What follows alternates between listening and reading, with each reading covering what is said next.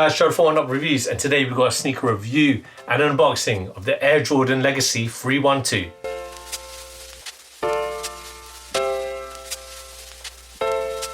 Before we get into this review, guys, if you're new to our channel, remember to hit that subscribe button, hit that notification bell so you never miss any of our latest reviews. Slap that thumbs up, we want to see those likes, helps us greatly. Drop some love in the comment section below. We try our best to reply to every single comment that's thrown our way. And I just want to take this time and opportunity to thank our subscribers, new and old. Without you guys, we can't do this, so thank you. Let's go. So today we got a look at the Air Jordan Legacy 312, the lows. We got this in the European 42, it's a US 8.5, and more importantly, it's a UK men's 7.5. Now, for those that don't know, the 312 is Chicago's area code, and it is also an amalgamation of 3 iconic Jordan lines. And there's a Nike slipped in there as well. Here it is.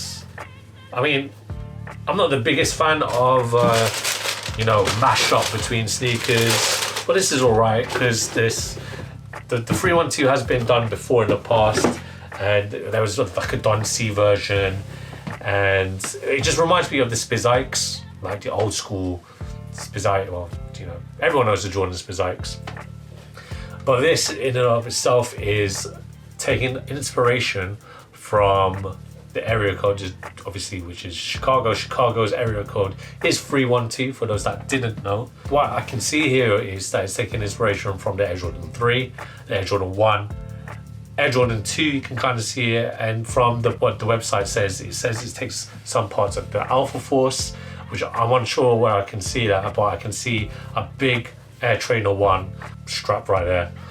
We'll get into all these details in a moment, so we'll start with the outsole. So this outsole is an all rubber outsole, and I know what you're saying. You can see it here, it is the Air Jordan 3 outsole, right there. Traction patterning is very iconic. Midsole, again, it's using the Air Jordan 3 again. You can see the air bubble, that's there. It's iconic, as I mentioned before. And then the upper is made out of your levers, and we'll break it down to which part is which. So at the front, at the toe box, that's the Air Jordan 1. You can see the perforations, the iconic, toe box shape and cuts. If you move along to the upper here, just move one step along, you can see the Nike strap that was famous from the Air Trainer 1. So that incorporates the 3, so Air Jordan 3. Right here, the sole unit as well. Air Jordan 1 at the very front here. Air Jordan 2, well, I think the Air Jordan 2 is only found in right there at the tongue. Tongue is nicely padded, obviously. You can see the Wings logo right there. You kind of got an evolution of Jordan's branding here as well. And the Air Jordan 1, you can still see it prevalent on the main body of the sneaker where the swoosh is right there. Obviously it's not high version, maybe if it was a high we'll have the Jordan ankle support, but it's a 3, so you can see the 3 making the ankle support, and the 3 again at the back, so you can see the red elephant print at the back here that goes all the way back to the heel, and you can see it as well at the medial sides. Jumpman logo, instead of, the old school Air Jordan 3s, proper OG retros would have the Nike Air, but you got the Jumpman logo, and you got that little plastic clip here that's so prevalent in the Air Jordan 3. Insole, yeah, it's just a red insole with the Jumpman logo. And as I mentioned, you can see the evolution of the Jordan brands. You got, the Nike swoosh here. You got the Wings logo at the tongue, and at the very back, you got the Jumpman logo. Big fan of the red, obviously the Chicago colors. Not the biggest fan of this sneaker. When it comes to your mashups, I do like your What The line, so especially the What The P rods and What The Dunk. Well, those were 2 iconic SB lines. For the Jordan brand, this isn't the ugliest, but it's a very nice blue. It's a very nice red, with it being obviously the Chicago reds. And yeah, let's see how these look on. So we'll roll that footage of me trying these 312s on.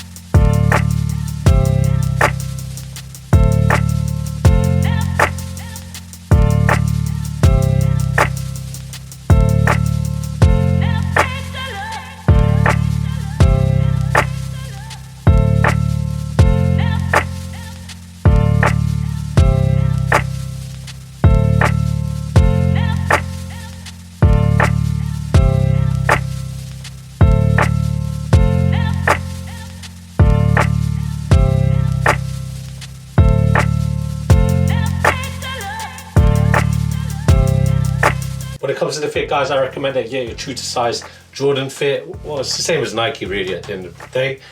My toes are where they need to be. At first glance, when I look at these, I think I've got, oh yo, I've got some Chicago 1s on. But then, you know, you see the strap, you see the little details, which is fine. If you're about that, buy them, innit? You know, rock them, stock them, do whatever.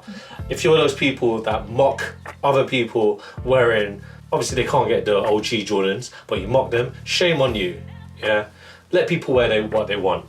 These are pretty cool at the end of the day. There's stories built into this sneaker. There's a backstory, you know what I'm saying? Anyway, again, if you're one of those people, shame on you. We don't F with you. Guys, if you like these sneakers, buy them, wear them out. We love you guys.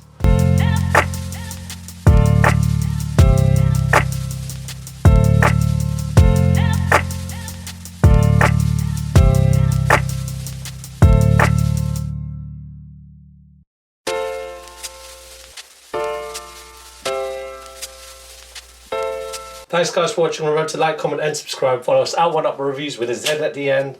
Until next time, peace.